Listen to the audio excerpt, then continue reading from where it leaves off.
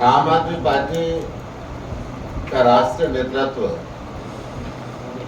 हमारे राष्ट्रीय संयोजक, दिल्ली के लोकप्रिय मुख्यमंत्री, हरियाणा के लाल अरविंद केजरीवाल 8 तारीख को जींद में कुंदन सिनेमा के पास शेख तिरंगा यात्रा को शुरू करें। उनके साथ में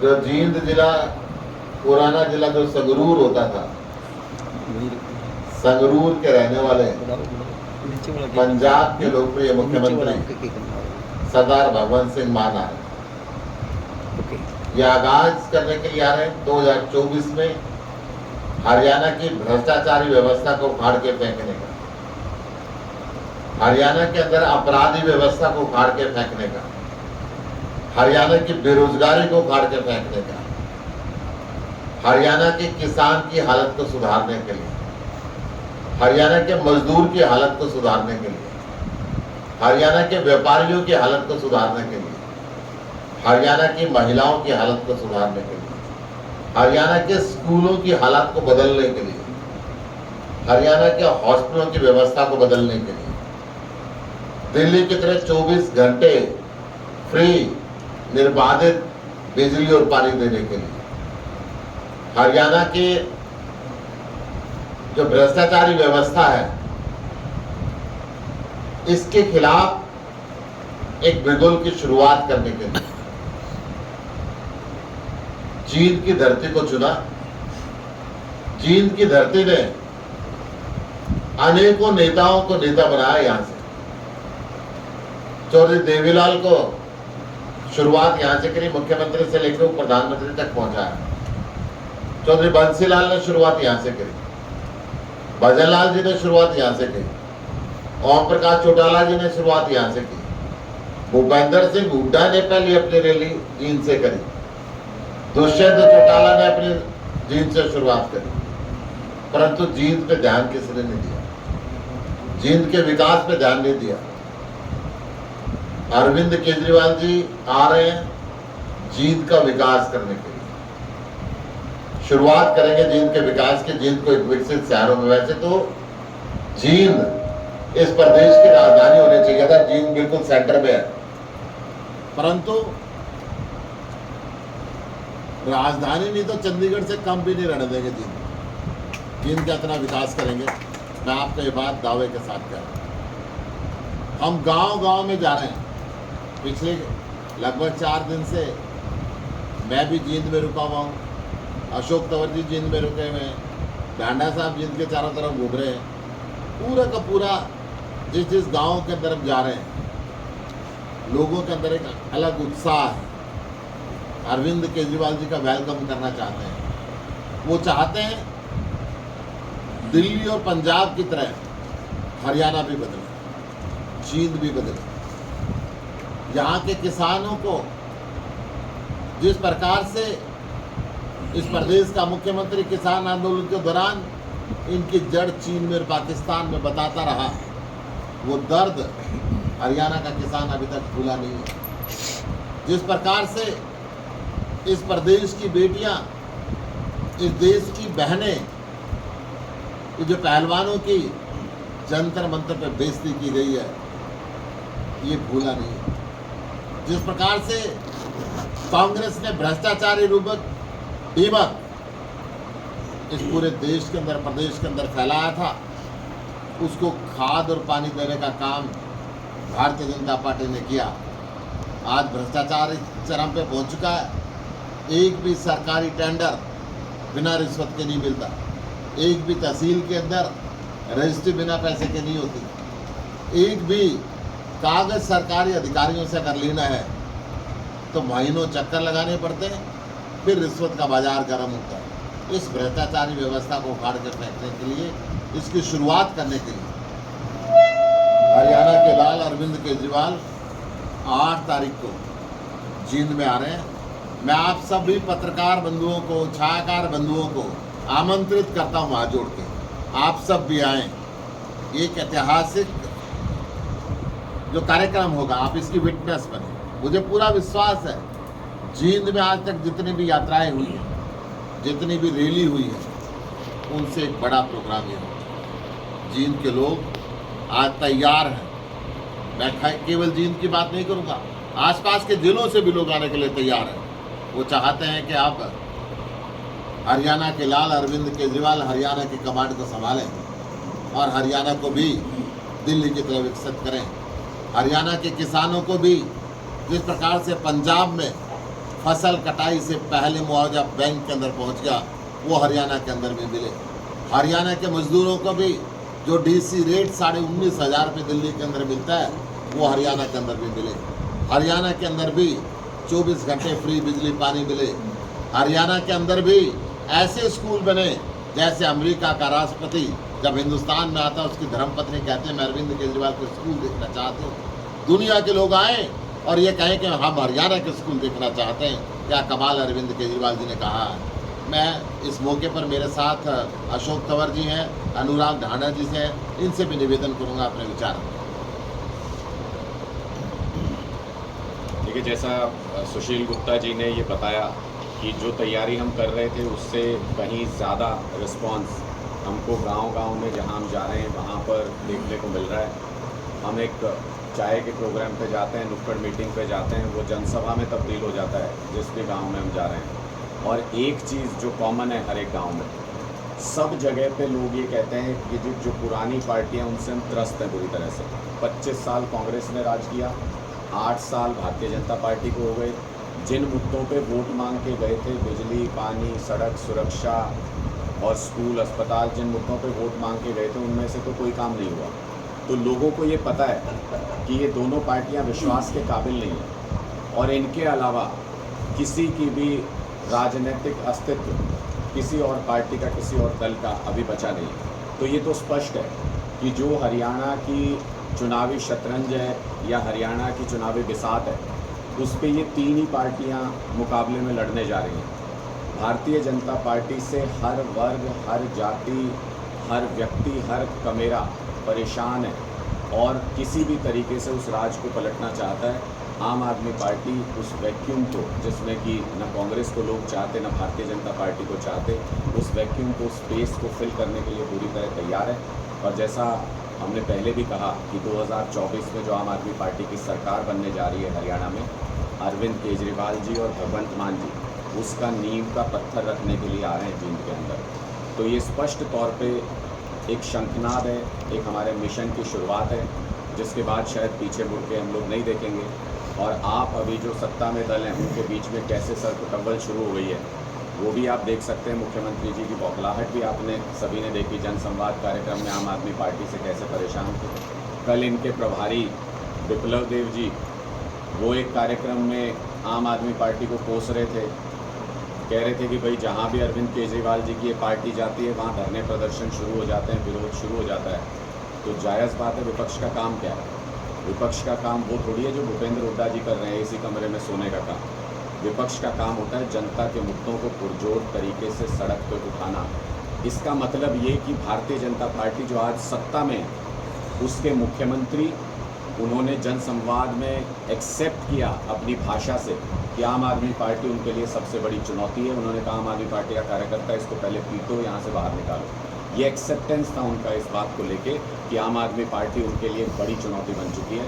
और जब अब उनके प्रभारी जी विप्लव देव जी ने भी जब ये कह दिया कि उनको चिंता सता रही है कि अरविंद केजरीवाल जी की टीम सक्रिय हरियाणा के अंदर इस कदर हो गई है कि हर मुद्दे पर जिस पे जनता की आवाज़ उठनी चाहिए उस पर विरोध प्रदर्शन हो रहा है। इसका मतलब उन्होंने अपने कार्यकर्ताओं के सामने ये रिकॉग्नाइज़ किया कि बीजेपी के लिए आने वाले दिनों में सबसे बड़ी चुनौती विपक्ष के रूप में आम आदमी पार्टी है।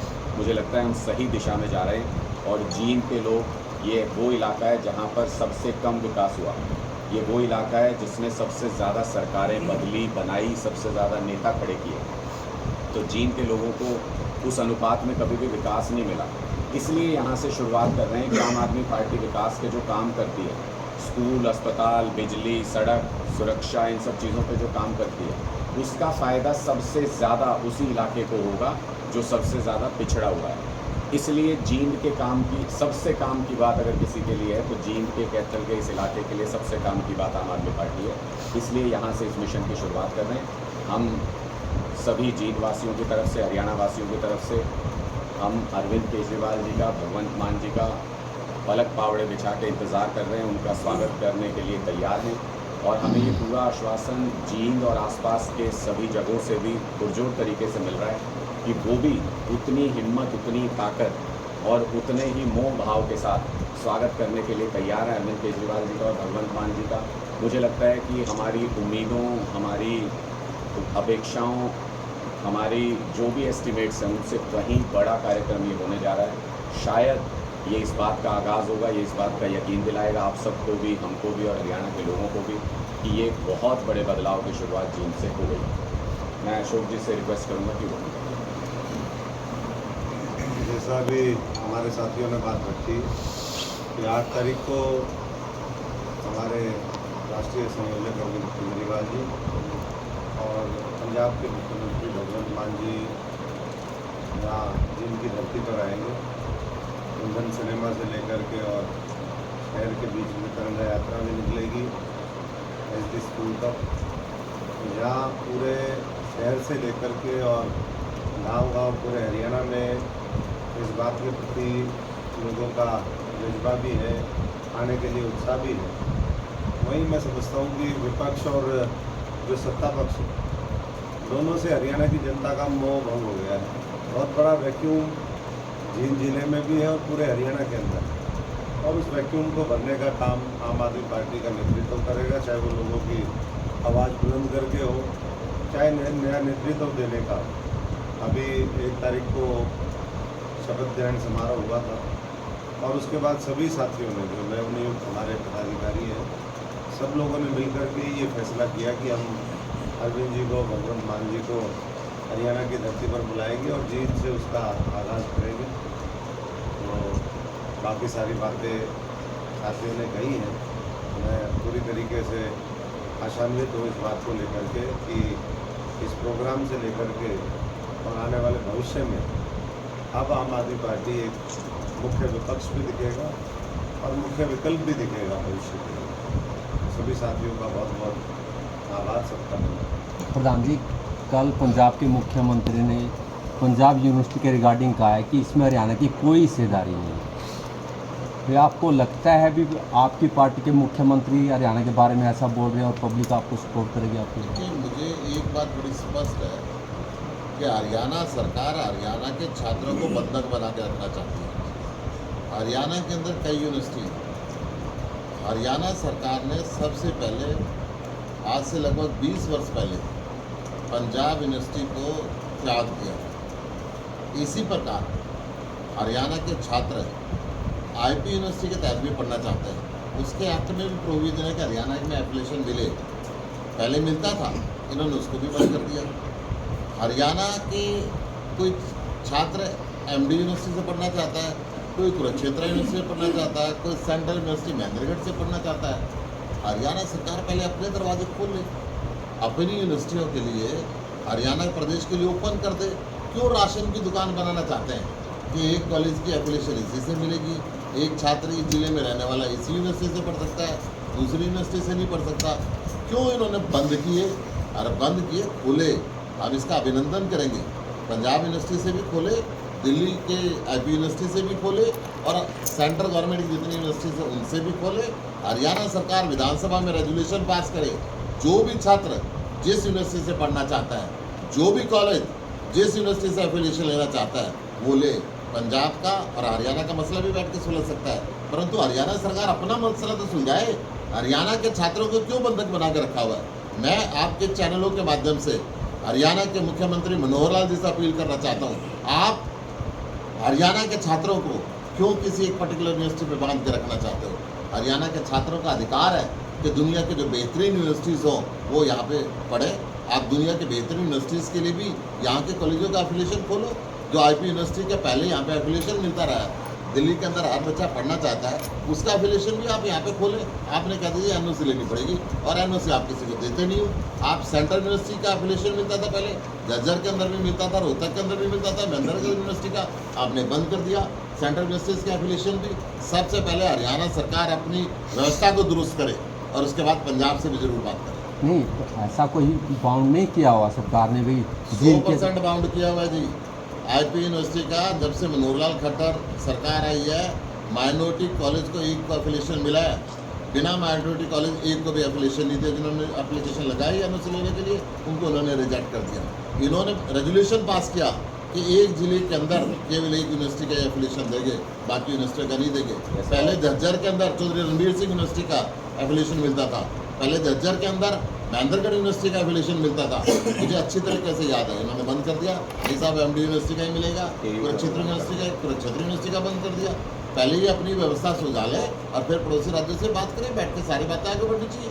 गुप्ता जी, आपने दावा किया कि 8 तारीख का जो आपका प्रोग्राम है अब तक का जींद के इतिहास में सबसे बड़ा राजनीतिक शो है, लेकिन उसके लिए जो आपने स्थान चुना है उन्होंने समझा उसके पास आसपास कितना मैदान, कितना स्पेस है कि आपको लोग याद आए होगा। इतनी बात करूँगी, एक रोड शो है और इस रोड शो के अंदर पूरी जींद की सड़कों के ऊपर कुंदन सिनेमा से जब हम शुरुआत करेंगे तो लाखों की संख्या के अंदर जो लोग भरे हुए रहते हैं, लोग पूरे आएंगे, पूरी संख्या में लोग आएंगे। वो कितने आएंगे वो एक वक्त बताएगा, परंतु हमें उम्मीद है कि जिस तरीके से हम गांव में जा रहे हैं, शहर में जा रहे हैं, हर घर में जा रहे हैं, तो हर घर से आदमी आना चाहिए। एक आपने बात की मुफ्त शिक्षा की, एक दिन पहले राणा साहब की प्रेस वार्ता दी, इनका भी जो यहाँ में बिजली मुफ्त देंगे और जो है मुख्यमंत्री भूमिका हमारी नकल कर रही है। ठीक है, बिजली की बात आप कर सकते हैं या शिक्षा की बात आप कर सकते हैं और जो दूसरे मुद्दे हैं जैसे कि आपका सोशल के विवाद का मामला है या उनके मकान बनाने का मामला है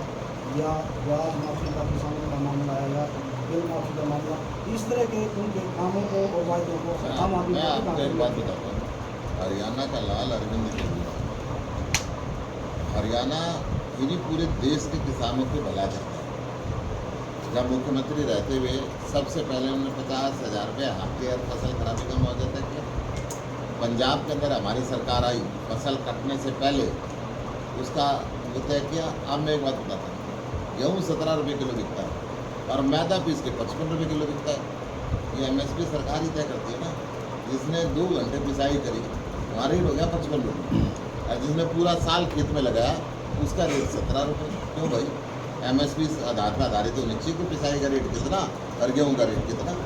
लोगों को सुविधाजनक रेट पे सामान भी मिलना चाहिए, परंतु पूरी ज़िंदगी किसान कर्जदार बना रहे, ये तो सरकारों का दायित्व ठीक नहीं है।